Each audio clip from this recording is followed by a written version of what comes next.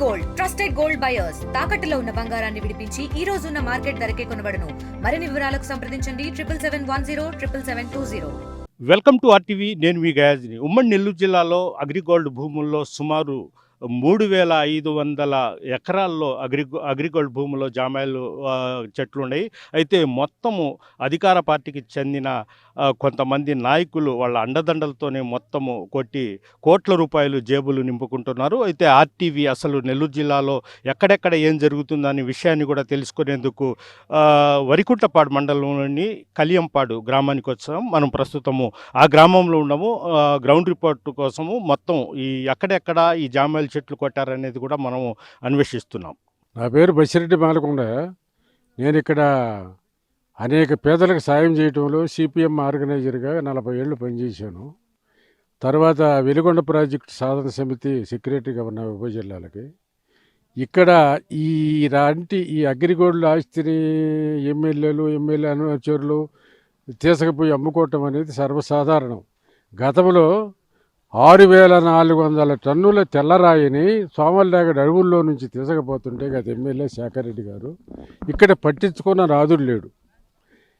అదేవిధంగా ఇప్పుడు అగ్రిగోల్డ్ ఆస్తినంతా కూడా ధ్వంసం చేసి కొంతమంది స్థానికులతో కలిసి ఎవరి వాటా వాళ్ళు తీసుకొని వాళ్ళు ఈ విధంగా ఏంటంటే అన్యాయం చేస్తున్నారు. పాలకులు పాలితులు పాలక మండల వ్యవస్థలన్నీ ఇక్కడ ఏమీ పనిచేయవు. ఈ ఉదయగిరి ఏరియాలో ఏ ఫారెస్ట్ డిపార్ట్మెంట్ కానీ, రెవెన్యూ డిపార్ట్మెంట్ కానీ, పోలీస్ డిపార్ట్మెంట్ కానీ, ఎక్సైజ్ డిపార్ట్మెంట్ కానీ, ఎన్ని సమస్త డిపార్ట్మెంట్లు 18 పాలక వ్యవస్థలు ఉంటే ఇందులో ఏది కూడా ప్రభుత్వ ప్రతినిధులకు వ్యతిరేకంగా ఒక్క మాట కానీ ఒక్క చర్య కానీ చేసే పరిస్థితి లేదు.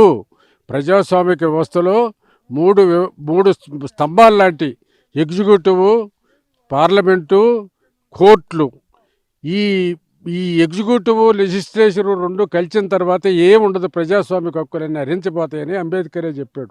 అందువల్ల ఇప్పుడు ఎగ్జిక్యూటివ్ తర్వాత పార్లమెంటు, అసెంబ్లీ వ్యవస్థలు రెండు ఒకటే. వాటికి రెండు అవినాభావ సంబంధాలు ఉంటాయి.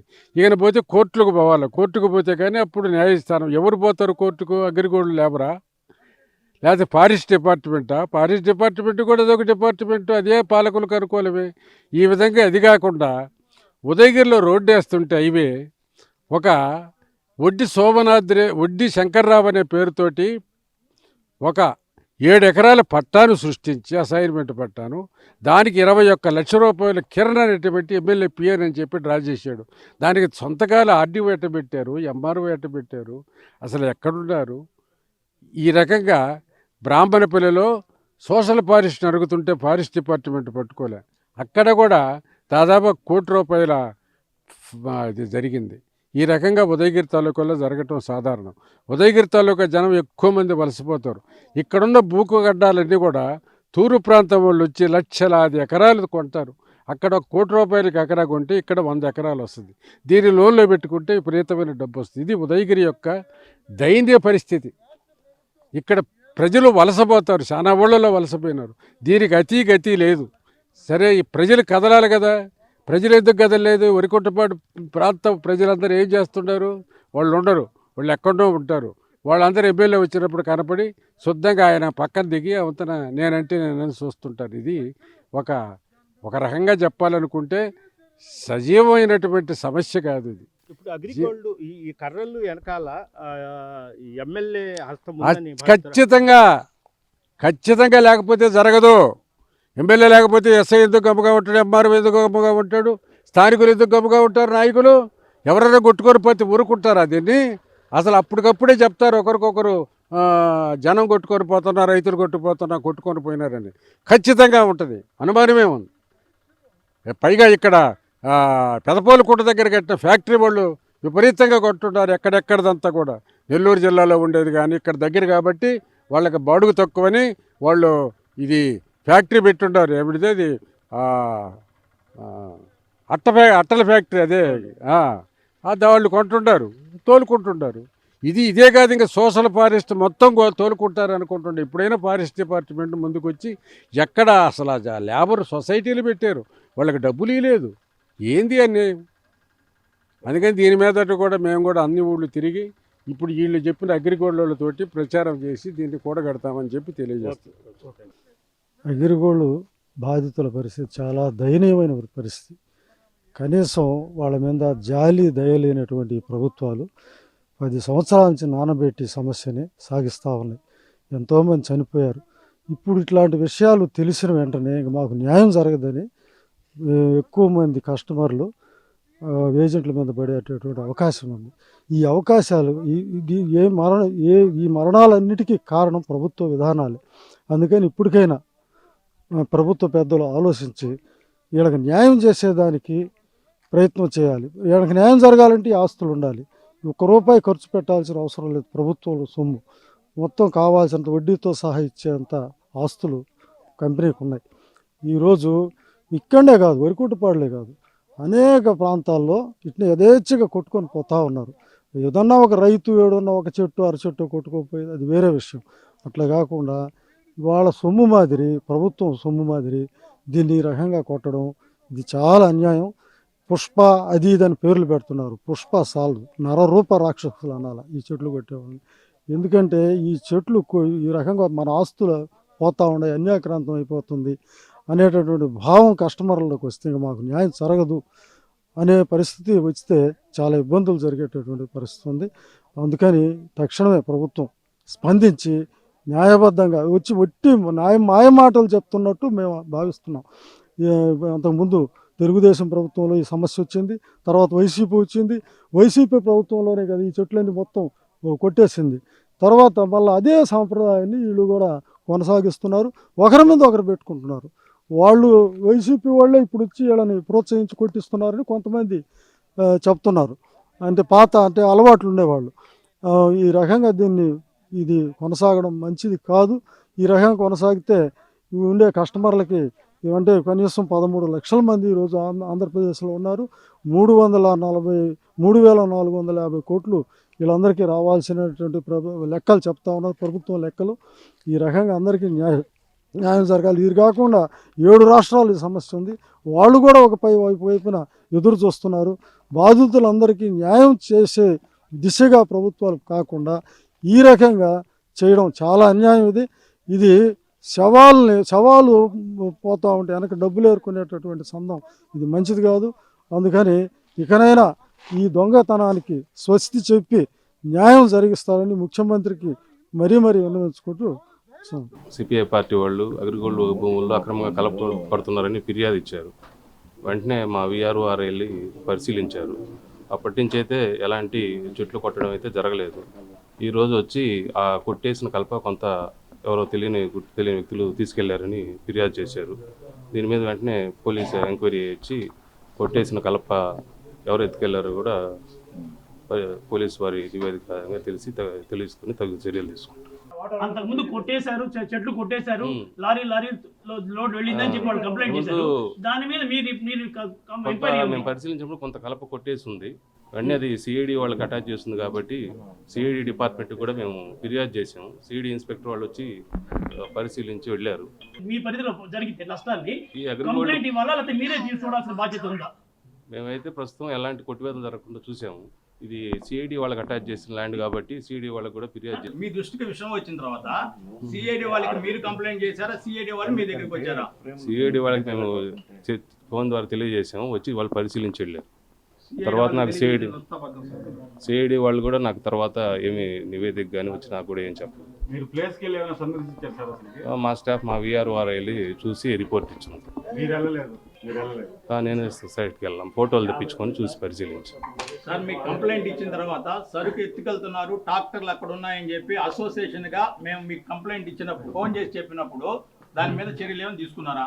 సిపిఐ పార్టీ వాళ్ళు ఫిర్యాదు ఇచ్చిన తర్వాత మా విఆర్ వెళ్ళి చూశాడు. అక్కడైతే ఆ రోజు ఎట్లాంటి వెహికల్స్ ఏమీ లేవు. పట్టుకోవడానికి కూడా అలాంటి వెహికల్స్ కూడా తరలించడానికి ఎలాంటి వెహికల్స్ లేవు. అక్కడ ఆ రోజు ఎస్ఐ గారు లేరు. ప్రత్యక్షంగా ఈసారి చెప్పిన మాట ఏంటంటే, మీ దగ్గర నుంచి నేను కంప్లైంట్ తీసుకుంటే నన్ను ఇబ్బంది పెట్టినటువంటి పరిస్థితి ఉంది. దయవుంచి నాకు కంప్లైంట్ ఏం కాకండి, సార్ వాళ్ళకి ఏదైనా మీరు రిజిస్టర్ పోస్టర్ పంపించుకోండి అని చెప్పిన పరిస్థితి ఆ సార్ చెప్పాడు. ఇప్పుడు కూడా ఎస్ఐ గారు ఉన్నారంటే లేరు సార్, స్టేషన్కి వస్తాం కంప్లైంట్ తీసుకుంటుంటే ఎస్ఐ గారిని పిలవండి, ఎస్ఐ గారికి ఫోన్ చేయండి అని చెప్తున్నారు. ఎస్ఐ ఏమో తప్పించుకో, ఆల్రెడీ ఎస్ఐ గారికి కూడా మేము వస్తున్నాం ఈరోజు ఉండండి, మా రాష్ట్ర గౌరవ అధ్యక్షులు సిపిఐ పార్టీ రాష్ట్ర సహాయ కార్యదర్శి వస్తున్నారు సార్, ఉండండి అని కూడా ఆయన రిక్వెస్ట్ చేశాం. అది ఇక్కడ ఎంత దారుణంగా జరుగుతుందో కంప్లైంట్ ఇస్తాను తీసుకోండి పదండి సార్ అంటే మీరు ఎస్ఐ గారితో మాట్లాడుకోమని చెప్తున్నారు. ఎంత దారుణం అనేది ఇది. ఈ రాష్ట్రంలో ప్రతి ఇంటిలో ఉన్నటువంటి పేదోడి సొమ్ముతో కొన్నటువంటి అగ్రిగోల్డ్ ఆస్తులు, దాంట్లో ఉన్న సంపద ఇంత పబ్లిక్గా దోపిడీ జరుగుతూ ఉంటే అది ఎవరికి తెలియనటువంటి విషయం కాదు. ఇప్పుడే నాకు వేరే వాళ్ళు కూడా పామూరులో జామాయిలు కొట్టుకుపోతున్నారని చెప్పి వేరే వాళ్ళు నాకు గ్రూప్లో పెట్టారు. అయితే నేను అనుకుంటుంది ఈ రాష్ట్రంలో ఒక ముఠా తయారైంది. ఆ ముఠా పని ఏంటంటే మనకి ఈజీగా డబ్బులు వచ్చేటువంటి పరిస్థితి ఎక్కడ ఉందంటే అగ్రిగోల్డ్ ఆస్తులు అటాచ్ చేయబడి ఉన్నాయి, దాని మీద ఎవరికి పర్యవేక్షణ లేదు. అవి నీట్గా కొట్టుకుని పోతే మనం కొన్ని లక్షలు సంపాదించుకోవచ్చు, కొన్ని కోట్లు సంపాదించుకోవచ్చు అని ఒక కూటమిలాగా ఒక ముఠా తయారైనట్టుంది. చంద్రబాబు గారిని మీ అందరి దయవల్ల చంద్రబాబు గారిని అడుగుతా ఉన్నా, దీని మీద సీరియస్గా చర్య తీసుకోమని అడుగుతున్నా. మిమ్మల్ని మీడియా మిత్రులను కూడా అడుగుతున్నా, మిమ్మల్ని అందరినీ అయ్యా ఈ రాష్ట్రంలో 10 లక్షల కుటుంబాలు కూలి చేసుకొని నాలి చేసుకొని దాచుకున్న సొమ్ముతో సంపాదించినటువంటి అగ్రిగోల్డ్ సంపద అది. ఎంత నిర్లక్ష్యంగా మీ సమక్షంలోనే ఎంఆర్ఓ గారు మాట్లాడారో దాన్ని కొద్దిగా హైలైట్ చేసి ప్రభుత్వం దృష్టికి తీసుకెళ్లేదానికి సహకరించమని మిమ్మల్ని అందరినీ అగ్రిగోల్డ్ అసోసియేషన్ రాష్ట్ర ప్రధాన కార్యదర్శిగా చేతులెత్తి నమస్కరిస్తూ కోరుకుంటున్నాం. 30 ఎకరాల్లో ఉన్నటువంటి జామాయిల్ తోటల్ని గత 2 మాసాలుగా పెద్ద పెద్ద ప్రజాప్రతినిధుల అండతో కొట్టివేస్తున్నట్టు ఈ ప్రాంతంలో పెద్ద ప్రచారం జరుగుతుంది. దీనికి ఎంఆర్ఓలు ఎస్ఐలు కూడా వంత పాట పలుకుతూ ఉన్నారు. కళ్ళకి కట్టినట్టు సిఐడి అటాచ్ చేసిన ప్రాపర్టీస్లో నరుక్కొని ఇక్కడే తోట తీసే మిషన్లు పెట్టి రంపపు మిషన్లతో కోసి రోజు 300 మంది పనిచేస్తూ పదుల సంఖ్యలో 20-30 టన్నులు పట్టే 10 టన్నుల లారీలు, 16 టైర్ల లారీలు ఇక్కడ నుంచి తరలిస్తూ ఉంటే ఈ పోలీస్ ఏం చేస్తుంది, ఈ రెవెన్యూ డిపార్ట్మెంట్ ఏం చేస్తుంది? అదేమంటే మేమేమీ చేయలేము సార్, పెద్ద పెద్ద నాయకులు దీని వెనుక ఉన్నారు అని పోలీస్ అధికారులు, రెవెన్యూ అధికారులు సిగ్గు విడిచి చెబుతున్న పరిస్థితి. మొత్తం నెల్లూరు జిల్లాలో సుమారు 3,500 ఎకరాలు అగ్రిగోల్డ్ కంపెనీకి ఉన్నాయి. మా AgriGold customers and agents welfare association గత 10 సంవత్సరాల పోరాట ఫలితంగా వేల కోట్ల ఆస్తులు ప్రభుత్వం అటాచ్ చేసింది. ఇది 2015 ప్రారంభం నుండి 2018 చివరి దాకా ఆనాడు చంద్రబాబు నాయుడు గారి ప్రభుత్వం ఉంది. ఆ ప్రభుత్వంలో ఇది వెలుగు చూసి మేము ఆందోళన చేసిన తర్వాత 45 రోజుల్లో ఆనాడు సిఐడి చీఫ్గా ఉన్న ద్వారకా తిరుమలరావు గారు కోట్లాది ఆస్తుల్ని అటాచ్ చేశారు. అలాగే మరికొన్ని కోట్లు విలువ చేసే ఇళ్ల స్థలాల మేరకు వచ్చే భూముల్ని, పలు కంపెనీల్ని అటాచ్ చేశారు. ఆ తర్వాత ప్రభుత్వం మారింది, వైసీపీ వచ్చింది. ఇక్కడ కనిగిరి ప్రాంతంలో సుమారు 100 కోట్ల ఆస్తి గత 5 సంవత్సరాల కాలంలో తోటలు నరుక్కొని ఆనాడు ప్రజాప్రతినిధులు జేబులు నింపుకున్నారు.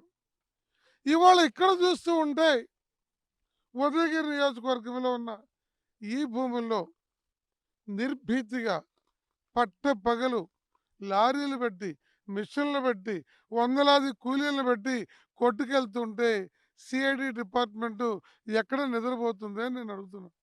రాష్ట్ర స్థాయి అధికారులు ఎంత సమర్థవంతులైనా, ఎంత నిజాయితీ పరులైనా, ఏసీపీలు, డిఎస్పీలు, సిఐలు, ఎస్ఐలు, ఎంఆర్ఓలు, ఆర్డీఓలు ఈ అటాచ్డ్ ప్రాపర్టీస్ని ప్రొటెక్ట్ చేయాల్సిన బాధ్యత వాళ్ళకి లేదా?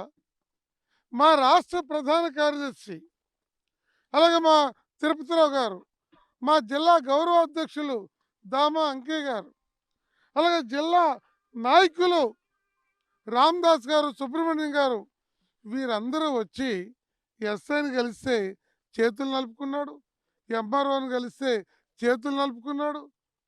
ఏమీ మాట్లాడతలేదు. ఇక్కడ కలప ఉంది, లారీల లోడ్ జరుగుతుంది, మీరు నివారించండి అంటే సిఐడి హెడ్ ఆఫీస్ నుంచి మాకు రిపోర్ట్ వస్తే తప్ప మేము యాక్షన్ తీసుకోలేమని అంటే ఆ ఎంఆర్ఓ బరగొడ్లు కాసుకోవచ్చు కదా. రెవెన్యూ ఆఫీసరు రోల్ ఎందుకు ఆయనకి? ఇక్కడ ఉన్న సిఐ ఎస్ఐలు ఎక్కడికైనా వెళ్ళి ఇంకేదైనా బ్రోకర్ వ్యాపారం చేసుకోవచ్చు కదా. ఇక్కడ ఉద్యోగాలు ఎందుకు? పోలీస్ అధికారులు ఎందుకు? అశోక చక్రంతో కూడినటువంటి 3 సింహాల ఆ టోపీ ఎందుకు? ఎవరిని తెచ్చడానికి మీరున్నారు? ఒకవైపున రాష్ట్ర ముఖ్యమంత్రి చంద్రబాబు నాయుడు గారు ఇలాంటి దుర్మార్గాలు జరగకుండా ఎమ్మెల్యేలు మంత్రులు అందరూ పవిత్రంగా ఉండి ఈ రాష్ట్రంలో ఉన్న ప్రజా పాలనలో అరాచకాలు అక్రమాలు జరగకుండా ఉండాలని మీటింగులు పెట్టి చెబుతూ ఉంటే కింది స్థాయిలో ఇలాంటి దురాగతాలు జరుగుతూ ఉంటే ఎవరు రంపం పట్టుకున్న వర్కర్ మీద ఎస్పీ ఈశ్వర్ గారికి మా తిరుపతిరావు గారు నేను ఫోన్లో కంప్లైంట్ చేశాము. వారు కంప్లైంట్ రిసీవ్ చేసుకున్న వెంటనే నెల్లూరు సిఐడి ఆఫీసు చెప్పి వెంకటేశ్వర్లు అనే సిఐని పంపించి ఇక్కడ పోలీస్ స్టేషన్లో కేసు నమోదు చేయించారు. ఈరోజు ప్రత్యక్షంగా దాదాపు 60-70 మంది అగ్రిగోల్డ్ బాధితులు కస్టమర్లు ఏజెంట్లు ఇవాళ స్పాట్కి వచ్చాం. ఇక్కడ వాస్తవ పరిస్థితిని చూసి రానున్న 2-3 రోజుల్లో ముఖ్యమంత్రి గారిని, సిఐడి చీఫ్ని, అలాగే డీజీపీ గారిని మేము కలవటం కోసమే ఐ విట్నెస్ కళ్ళకి చూసి వెళ్దామని ఈరోజు రావటం జరిగింది.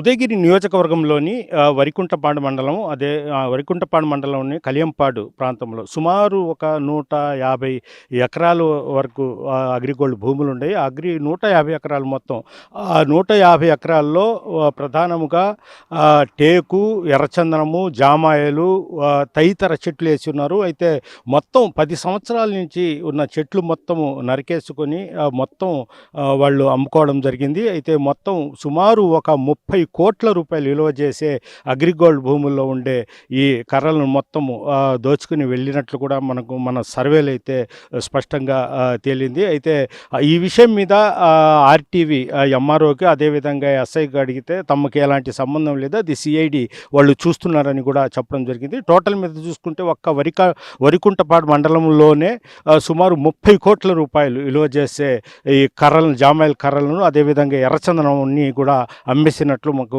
స్పష్టంగా తెలుస్తోంది. వీడియో ప్రదీప్తో గయాజ్, ఆర్టీవీ, కలియంపాడు నుంచి. మరిన్ని వీడియోస్ కోసం ఛానల్ ని సబ్స్క్రైబ్ చేయండి. లేటెస్ట్ అప్డేట్స్ కోసం వాట్సాప్ ఛానల్ ని ఫాలో అవ్వండి. అండ్ లింక్ డిస్క్రిప్షన్ లో ఉంది.